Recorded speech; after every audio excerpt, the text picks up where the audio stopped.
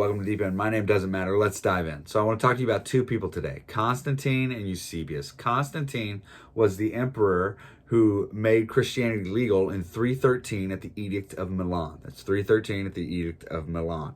So he is raised by a Roman emperor, by the vice emperor of Rome, who ruled over Britain and Gaul in particular in the West. Constantine is given as his son charge as a military officer. He's raised in the military. He's a great general, and he is shipped to the east to rule over the Eastern army. So he's got this massive army at his disposal, and his dad dies in 306 AD, and he is given charge. Constantine is then given charge of that whole region. And more than that, his army decides to declare him emperor over all of Rome. So I want you just to hear the humor in that. Constantine sees that there's a power vacuum, and he says, my army has put me in charge. It's kind of like if you walked into a room and said, my gun says I'm in charge now.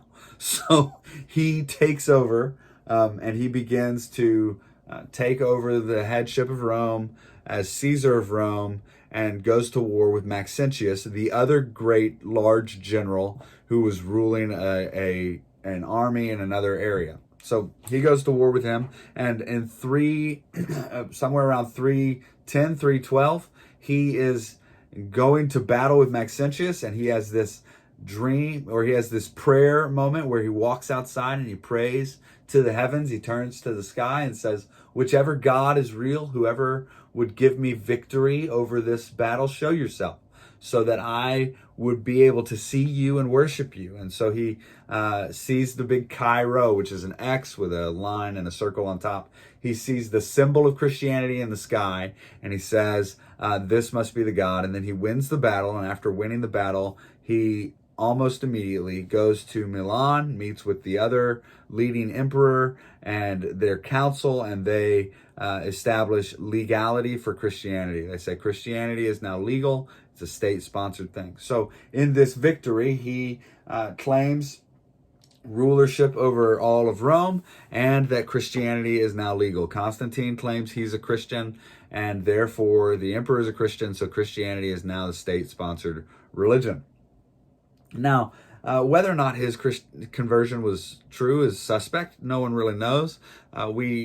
And whether or not he saw Chi Rho in the sky is suspect too, because the Roman standard thing that they kind of walked with had two snakes that went like this, and then a pole up the middle and a ball with an eagle on top. It could have been that he saw the pole up the middle and the two snakes and thought, oh, Chi Rho, and thought that that this was clearly a indication from the Lord. We don't know. So what we do know about Constantine legalizing Christianity is that it's done a great deal of good and a great deal of harm. And there's a lot of debate over whether or not it was a good thing for Christianity to be legal, because wherever we have seen suffering in Christianity, the church and true spirituality and godliness flourish. And wherever we have seen complacency and legal protection, we see either way. It could go either way. You could have complacent Christianity and nominal Christianity, which I would argue is not Christianity at all, or you can have radical Christianity, which looks vastly different than the culture. So we are grateful for our freedoms today. We are grateful to live in a country where we are allowed to worship freely, but we are also cautious that we don't take that freedom for granted, because what happens when we take that freedom for granted is we begin to do what Constantine did and marry politics and religion, and we marry money and power. So some of the negatives that come up from this are that with church-sponsored religion, you begin to have cultural assimilation and accommodation. Saying things like, we're going to accommodate the pagan practices of the world into the church, which is a lot of what you see in some of the older Christian traditions. And so we watch this kind of happen and occur over the years, and a desperate plea for radical Christianity begins to rise up from the people, and that's what we'll be studying from this point forward. We'll be seeing the worldly Christianity or nominal Christianity versus radical Christianity. And nominal Christianity, I just want to reassert, nominal Christianity is not Christianity. It is a religious practice that is married to politics, married to money, married to power, married to this world. It's the bride of this world. Whereas radical Christianity and true Christianity, that Christianity which we pursue as a faith, is married to Christ, which is not of this world, which is eternal. So in the rise of Constantine, there's a historian that rises up named Eusebius. Now Eusebius was raised up as a student of a guy named Pamphilus. Pamphilus, however you say his name, was a scholar and a pastor who taught people, and he led schools in rhetoric and in teaching and in philosophy, and Eusebius was one of his students, and so Eusebius was able to have access to his library. And Eusebius, as he was growing and maturing as a young man, was reading the works of Origen and Justin Martyr and all these Christians that we've already talked about, and he was studying these things voraciously. In fact, Pamphilus owned all of Origen's works, and that's over 1,000 works, and he was reading them voraciously. So Eusebius, raised as a Christian martyr, scholar, teacher, he under this teacher who was martyred for his faith, Eusebius then survives the persecution of Decius and Diocletian, and he survives exile, survives imprisonment. He is a strong Christian who has been through severe persecution, and after his exile comes back to find the world changed, to find the world that he lives in changed. The bishop where he lived died, and they install him as the bishop, and he is immediately thrust into the light of writing. This all happens at about 303, 306, same time the stuff's going on with Constantine.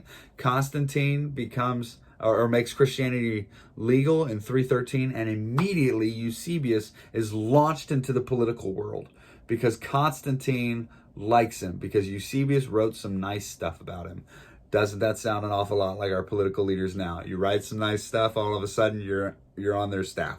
So he writes this very flattering biography of Constantine. Constantine suddenly takes him as his own personal historian and begins to have him walk around with him everywhere. At one point, Constantine looks at Eusebius and says, I need you to be the bishop of the church at Antioch. It's a much more important, much more powerful church, and I need them on my side, so I'd like you to take the post. And Eusebius refuses. I think the reason he refused is because he knew better. He knew that Christianity was not to be married to politics, but he also embraced this idea that we were free and we had an opportunity to change things for the better. So he stays alongside Constantine, even at the Council of Nicaea, literally sitting next to the emperor and talking to him about theological issues and dealing with him in that way. So he becomes kind of the first spiritual advisor to an emperor that is Christian. And he walks alongside the emperor as a scholar, historian, theologian, pastor, and political insider. So he marries politics and Christianity and pastoral ministry together, which has all kinds of issues in it. Eusebius was by no means perfect. He embraced the Arian cause over the Nicene answer. He embraced Arianism, and so he had some theological issues, but distances himself enough so that he doesn't get in trouble.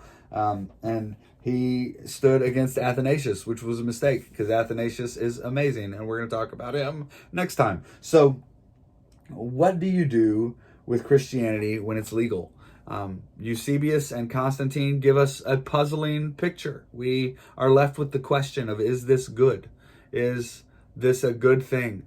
Should Christianity be something that we have boldly everywhere that's connected somehow with the state? And the answer might be no. It might be yes. So you can argue this if you want in the comics. I am not going to join that argument. It is too big, but you are welcome to. And there's one thing that I want you to know from Eusebius and Constantine, and that is this: there is grace and strength when we are struggling to survive. There is grace and strength when we are struggling to survive, and we are strengthened in our struggles and in our persecutions and in difficulties. Whereas complacency demands that we put forward more effort to grow and to learn. So complacency and comfort require more effort from us as Christians to grow and to learn than struggling to survive does. Thanks for joining me in Deep End. I hope that you have a wonderful day. Take time to breathe today, and I love you guys. I'll see you later.